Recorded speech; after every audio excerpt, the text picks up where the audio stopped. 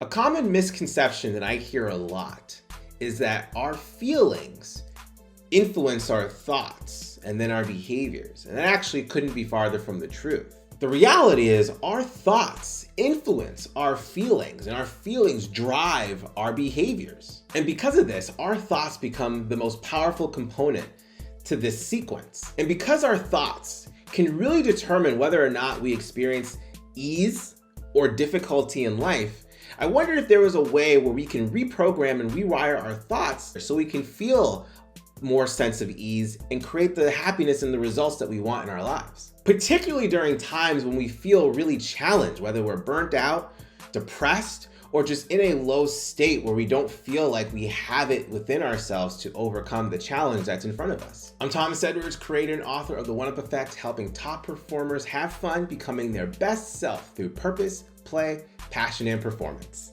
In this video today, I'm going to share with you how you can possibly rewire your brain through two techniques, and one of them actually includes video games.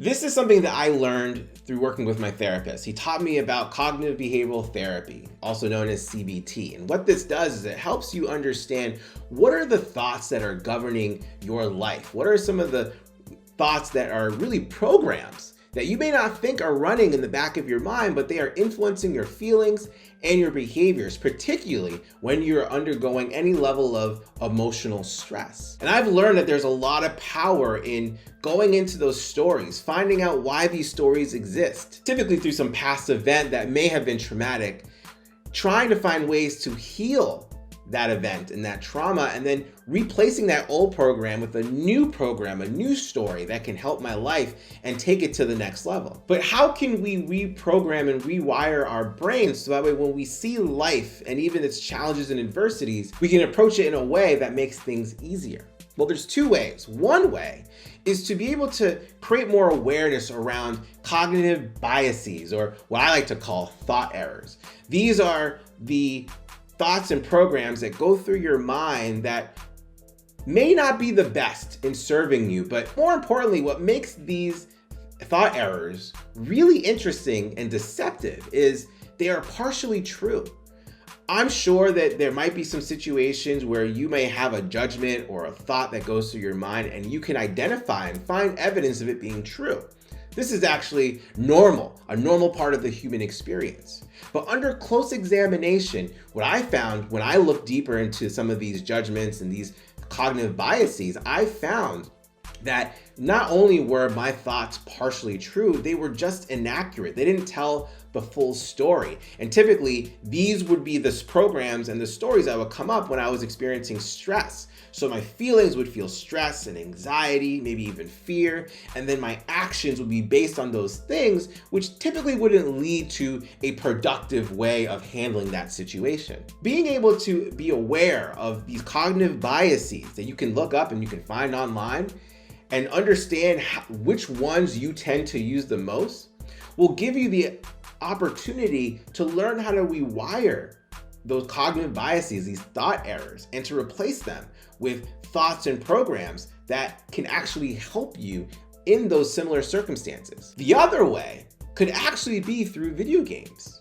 Sarah Shizuko Morimoto from the University of Utah has a lab where her work focuses on cognitive disorders, especially those related to aging brains, such as geriatric depression and mental decline.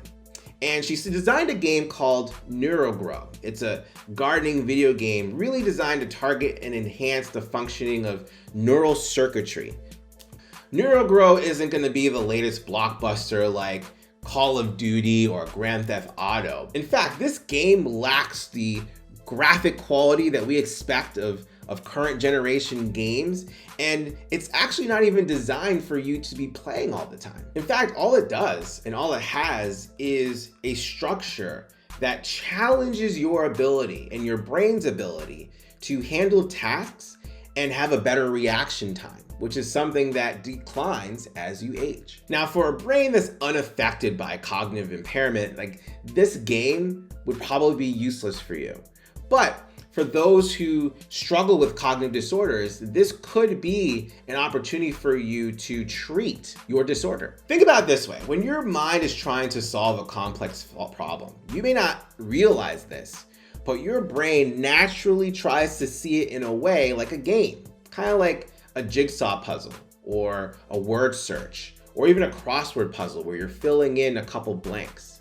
And when it's able to do that, it activates parts of your brain that is able to solve problems and to see complex situations with simple solutions. Hey, I hope you're enjoying this video, and I want to let you know that I have a presentation on how to make life a game that you can win and have fun playing.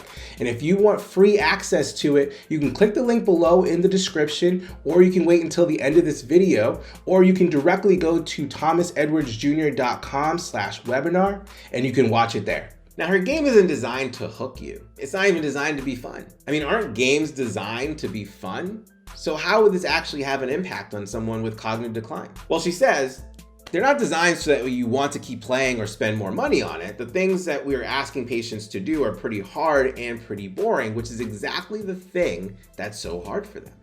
It's really about exercise and regimen. And isn't this such a great analogy for life? So, for me personally, there were so many simple things that I was not able or even willing to do on a daily basis because at the time, my brain, because I was experiencing a lot of burnout, a lot of depression, a lot of apathy, could not handle being able to take on that task and be able to do it well. It was too hard and it was too boring. And typically in life, some of the most important things that we have to do in life can be challenging, but they are also boring. We don't see them as fun. They're pretty mundane.